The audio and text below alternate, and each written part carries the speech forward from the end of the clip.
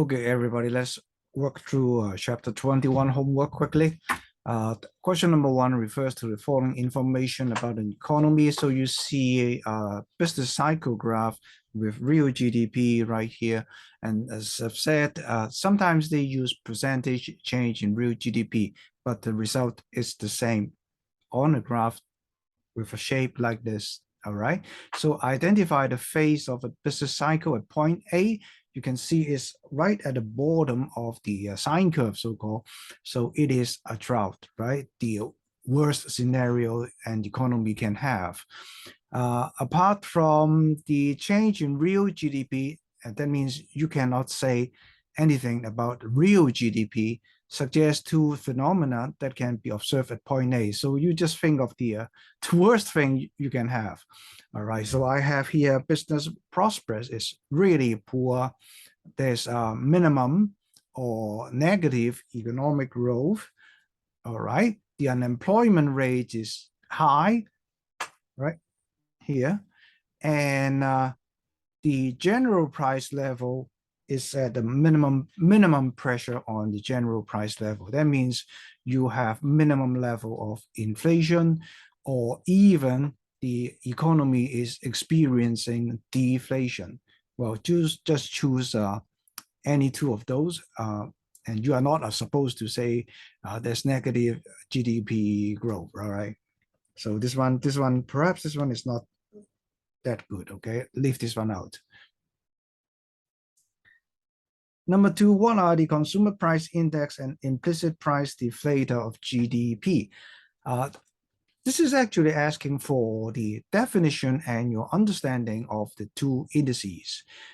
For CPI, the first thing you say is a weighted average, is a weighted average of prices of a basket of goods concept. I use the trolley car in the supermarket as an example during class time.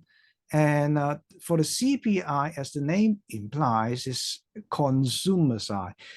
So this is a measure of change in goods and services purchased by the consumer, a typical consumer, in order to reflect a change in the general price level. And the focus is therefore on the cost of living of a typical consumer. Whereas the GDP deflator is quite different, measures the change in the price of all final goods. GDP, right? Market value of all final goods. Measure the change in the prices of all final goods and services. Well, we calculate it when we do our GDP calculation. So it includes both the consumers and the producers. The weight is not exactly like the CPI. The weight of the deflator changes over time. It is a little bit, well, we can call it a variable, not a fixed weight assigned to a certain category. It's a variable weight, depends on that year production pattern. Depends on that year's production pattern. Perhaps we shift from tourism to other types of light industry or whatever, then the weight is going to change. Now, a second thing, part B. Compare the consumer price index and the implicit GDP deflator in terms of coverage. Well, the GDP deflator definitely has a much wider coverage because it covers all final goods and services produced in the economy. Well, so that means it includes both the consumer side and the producer side, whereas the CPI only covers the typical consumer's consumption pattern. And in that sense, it is, well, you can say a little bit inferior to GDP deflator. Now, the weighting part, well, I just mentioned it. CPI used fixed weight. That means if we are talking about CPIA, CPIA covers the low expenditure group. Well, I just make it up. Probably the weight assigned to housing will be, well, quite a small percentage because these people, CPIA, the group covered by CPIA, they can enjoy public housing. Whereas for CPIB, they are out of that expenditure range, and you will expect a much higher weighting on housing, perhaps 30% or so. Okay, so this one is something that you need to know. The CPI is using fixed weight according to the consumption pattern. CPIA, CPIB, CPIC, they have very different weightings on different items. For the deflator, well, as I've said, they use variable rates, well, depending on that year's production pattern. Number 3, we have this index of GDP deflator over the year, calculated inflation rate in 2016, and that will be simple arithmetic, 98 minus 105 over 105 times 100. So you expect a negative number, which means you have deflation. Well, Mr. Chen, well, people did not expect any change in the price level, but in 2015, Mr. Chen signed a 2-year fixed salary contract with an employer. Explain whether Mr. Chen or Mrs. Chen's employer would lose when the price level changes above. Well, if you have deflation, that means, and well, the question says clearly, they do not expect any change in the price level. And that means if there is deflation, it has to be what we call unanticipated deflation. And with unanticipated inflation or deflation, you will have redistribution of wealth effect. Now, the thing is, you have unanticipated deflation. That means the real value, or you can call the purchasing power of that fixed sum of money, which is Mr. Chen's salary, is much higher than its nominal value. For example, if Mr. Chen is making 20K per month, the actual purchasing power of that 20K under unanticipated deflation will be more than 20K, or probably 22K, something like that. Okay? So therefore, Mr. Chen's employer is going to lose because the salary, the real value of the salary the employer pays onto Mr. Chen is much greater than its nominal value. Now, number 4, once again, is this winning or losing thing. Well, unanticipated, now this time is inflation. Simple rule of thumb, in unanticipated inflation, whoever gets or receives a fixed sum of money is going to lose because the purchasing power of that fixed sum of money is going to drop in unanticipated inflation. So A, we have a man who receives fixed payment. Well, need not say anymore. But the important thing is, what kind of words should I use to explain this thing properly? Now, you use the word real value, or if you don't like, you can use purchasing power. His fixed payment, he received this payment, dropped in times of unanticipated inflation. It's that simple, 2 marks. Woman who borrowed money. Now, she's not receiving, she's paying at a fixed interest rate, and therefore the real value of her payment, of her interest payment, drops in times of unanticipated inflation. So she's paying $10,000, but that $10,000 does not worth as much as $10,000. So she wins. Number C, a housewife who deposit $100,000 at a fixed interest rate. She's going to lose unanticipated inflation. Okay, and the interest return or the principal of an asset is going to drop in times of unanticipated inflation, right? You have this 1 million, say 1 million asset, money, cash put into the bank. Well, the interest rate is 1%, let's say. And because of unanticipated inflation, well, in unanticipated inflation is 3%. Well, my goodness. Well, you got 1% interest after 1 year, 1 million, 1%. But unfortunately, well, that 1% is not going to do any good because unanticipated inflation is 3%, okay, let's say, and you're losing 2%.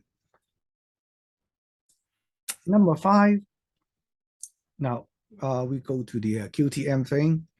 Assume there's a 10% increase in the money supply. 10% increase, that means we use that percentage formula.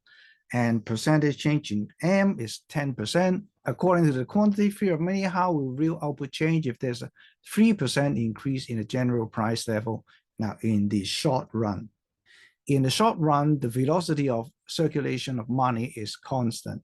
So in the short run, according to QTM, we have this formula.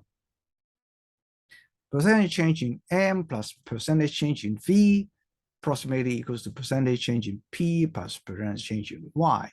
So percentage change in V is 0, velocity of circulation of money is 0, constant. And the question gave you clearly the percentage change in M is 10%, and percentage change in P is 3%, and therefore you have a percentage change in Y by 7%. You have a 7% increase in real output. Now, don't forget to say give the key when you answer the question like this. According to the quantity theory, same thing. How will the general price level and the real output level change in the long run? Explain. Now, QTM says in the long run, Y, velocity of circulation, and the full employment output level are fixed. They're constant.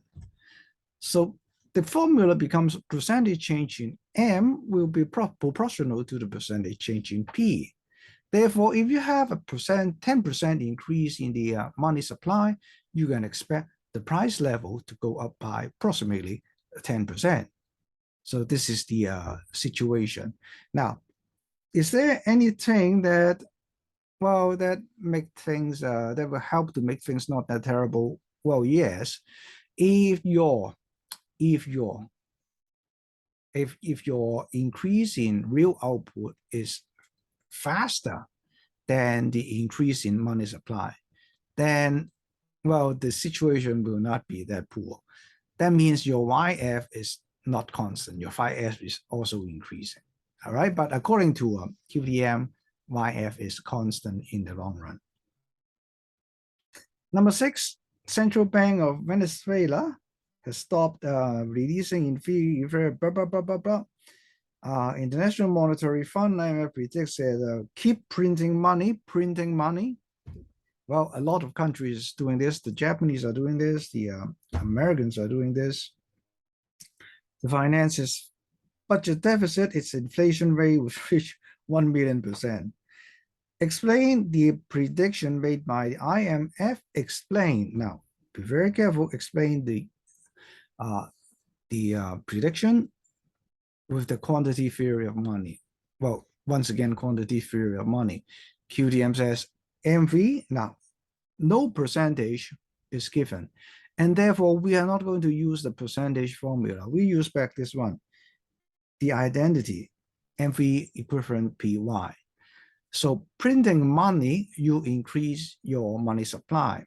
With velocity of circulation of money constant, that means you increase M by 10%, your Y will probably, if your increase in money supply is faster than your increase in real GDP, your price level is going to go up.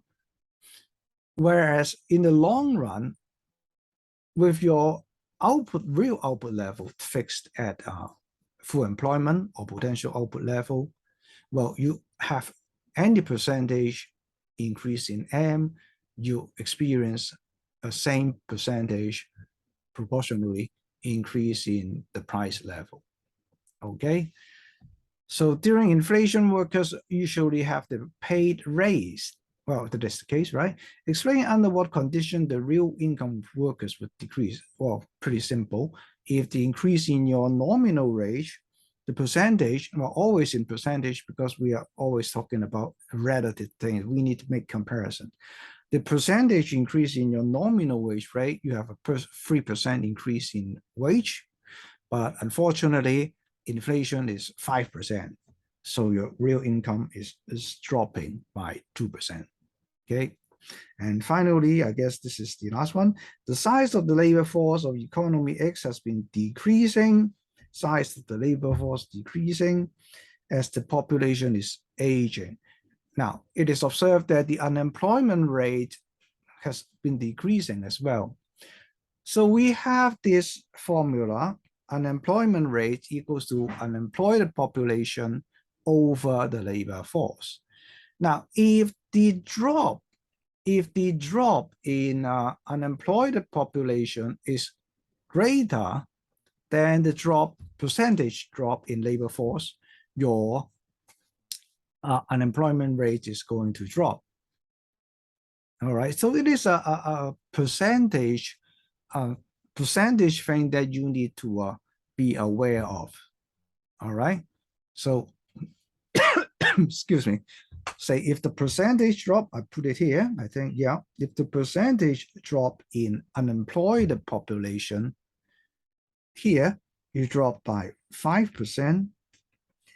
Down there, labor force you drop by 2%. Well, your unemployment rate is going to drop. On the contrary, if your unemployed population drops by 1%, but your labor force drops by 3%, your unemployment rate will increase instead of decrease. Okay, so much for the short questions. I'll come to the long question next.